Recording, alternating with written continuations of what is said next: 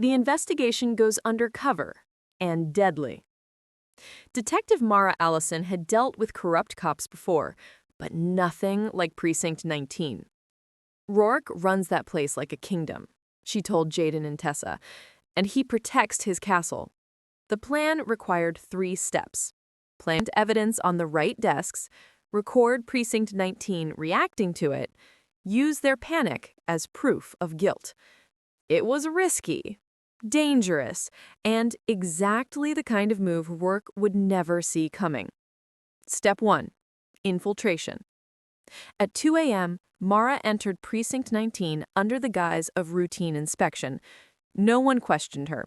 She had a reputation for being stubborn enough to walk into a gunfight without a vest. Torres was half asleep at his desk, eating cold fries.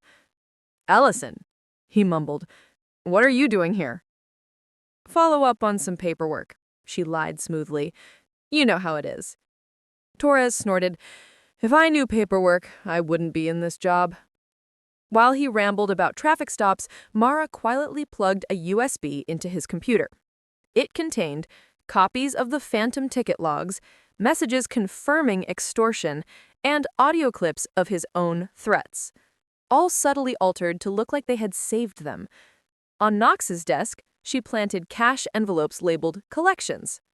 On Rourke's shelf, she placed a binder titled East Zone Targets Confirmed. It was enough to make them sweat. Sweating men make mistakes. She exited without a sound. Step 2. Recording the panic.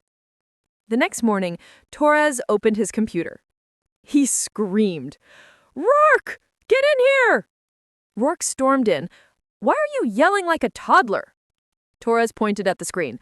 "What is this? Who put this here? Why do I have a folder called Evidence?" Knox hurried in next. "Guys, I found money on my desk with labels. Labels, Rourke!" Rourke growled. "Everybody shut up." But at that moment, a small black box hidden under the desk recorded everything. Torres whispered, "This is a setup." Knox muttered, "Someone's snitching." Rourke slammed his fist on the desk. "Find out who, now."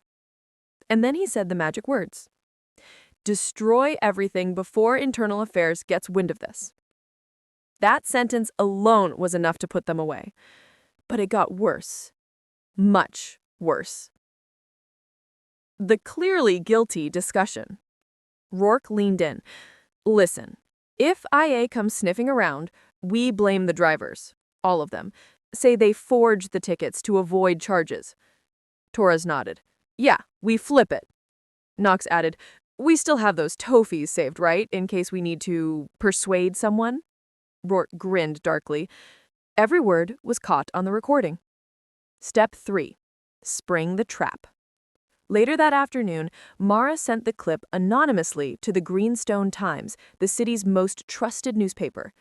Within hours, the headline hit.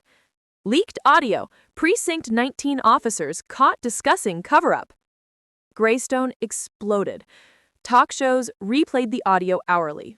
Neighborhoods erupted in protests. City Council demanded answers. Inside Precinct 19, chaos reigned. Rourke smashed a coffee mug. Torres paced like a trapped raccoon.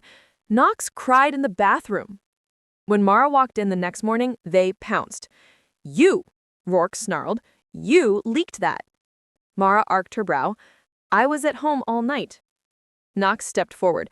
"Someone on the inside is betraying us." "Oh, please. You betray the entire city daily." Before they could respond, the door flew open. In walked Internal Affairs, and behind them, 3 reporters.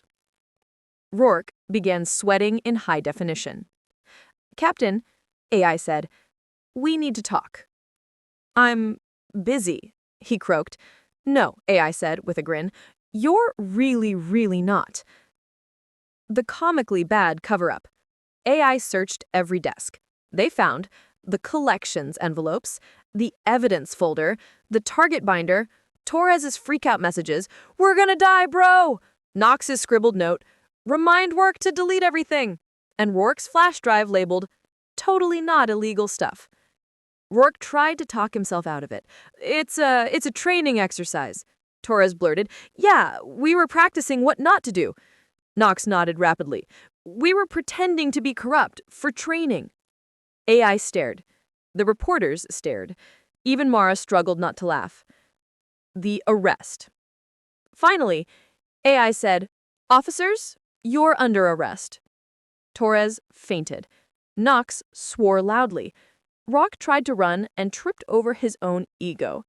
Cameras flashed. Handcuffs clicked. Justice tasted sweet. But the story wasn't over yet. Someone funded Rourke's operation, and they weren't done fighting. Thank you for listening. Make sure to smash that like button or go to our YouTube channel to hear the complete story at Storytellers Drive-Thru.